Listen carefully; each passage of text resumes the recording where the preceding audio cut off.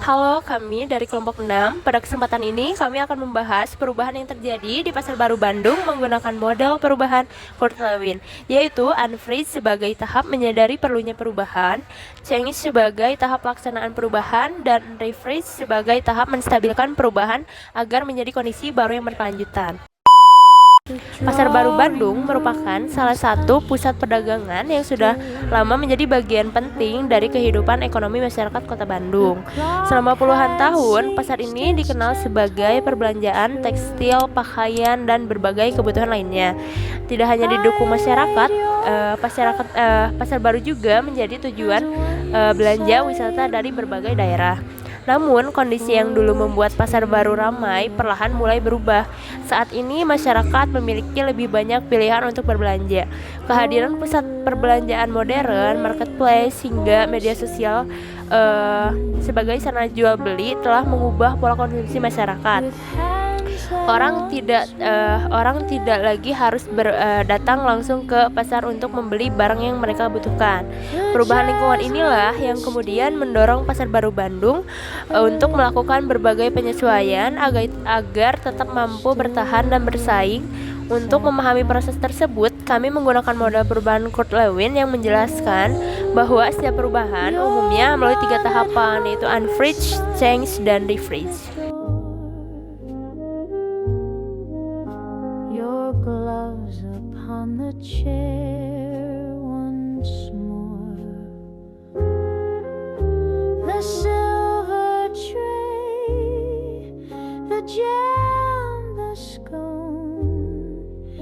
Yet I must sit alone.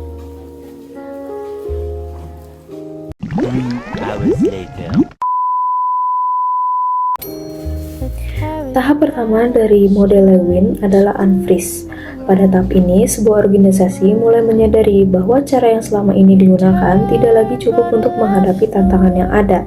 Dalam konteks Pasar Baru Bandung, kebutuhan untuk berubah muncul karena berbagai faktor yang terjadi secara bersamaan. Salah satunya adalah perubahan perilaku konsumen. Saat ini, banyak masyarakat yang lebih memilih berbelanja secara online karena dianggap lebih praktis dan efisien. Selain itu, persaingan dengan pusat perbelanjaan modern juga semakin kuat. Konsumen tidak hanya mempertimbangkan soal harga, tetapi juga kenyamanan, kebersihan, dan juga pengalaman berbelanja. Kondisi tersebut membuat Pasar Baru tidak hanya bisa mengandalkan cara-cara lama lagi.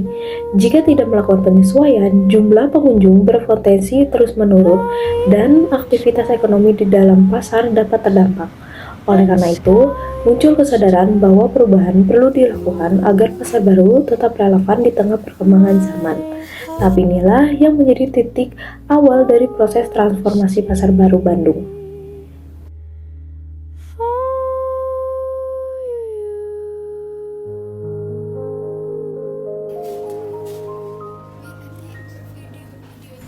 Setelah munculnya kesadaran akan pentingnya perubahan, tahap berikutnya adalah change atau proses perubahan. Pada tahap ini mulai dilakukan berbagai upaya untuk menyesuaikan pasar baru dengan kondisi yang berkembang. Perubahan tidak hanya berkaitan dengan aspek fisik, tetapi juga menyangkut pengelolaan dan cara beradaptasi terhadap kebutuhan masyarakat yang terus berubah.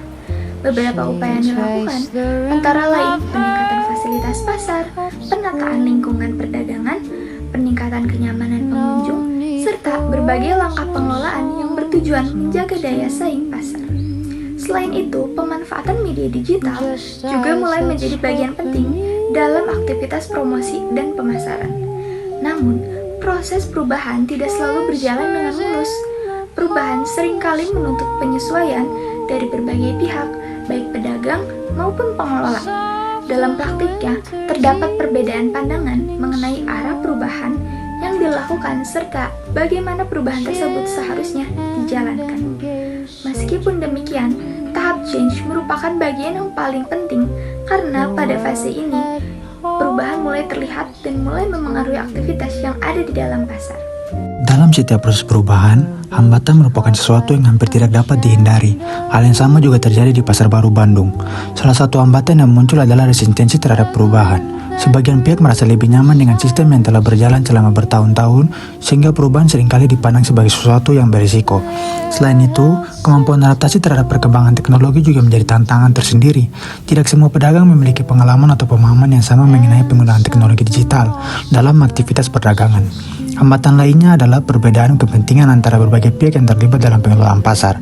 Pengelola berupaya menjaga keberlangsungan pasar secara keseluruhan, sementara pedagang lebih fokus pada keberlangsungan usaha mereka masing-masing. Perbedaan perspektif ini terkadang menimbulkan gesekan dalam proses perubahan. Di luar faktor internal, pasar baru juga menghadapi tekanan dari lingkungan eksternal, terutama persaingan dengan marketplace dan pusat perbelanjaan modern yang menawarkan berbagai kemudahan bagi konsumen. Setelah berbagai perubahan mulai dilakukan, tahap terakhir dalam model Kurt-Lewin adalah hari freeze, yaitu tahap ketika perubahan yang sudah berjalan perlu dipertahankan agar menjadi kebiasaan baru, bukan hanya program sesaat. Dalam konteks Pasar Baru Bandung, tahap ini berarti memastikan bahwa berbagai upaya seperti peningkatan fasilitas, penataan lingkungan, dan pemanfaatan teknologi benar-benar diterapkan secara konsisten oleh seluruh pihak. Dengan demikian, pasar baru tidak hanya berubah secara fisik, tetapi juga memiliki pola pengelolaan yang lebih efektif dan adaptif terhadap perkembangan zaman.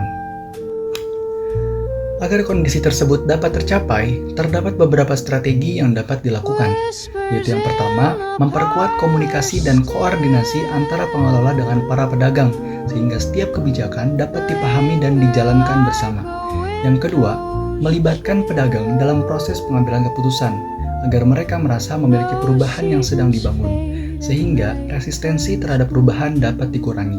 Dan yang ketiga, memberikan pelatihan dan pendampingan secara berkala mengenai pemasaran digital, penggunaan pembayaran non-tunai, serta pelayanan kepada pelanggan agar pedagang mampu mengikuti perubahan perilaku konsumen.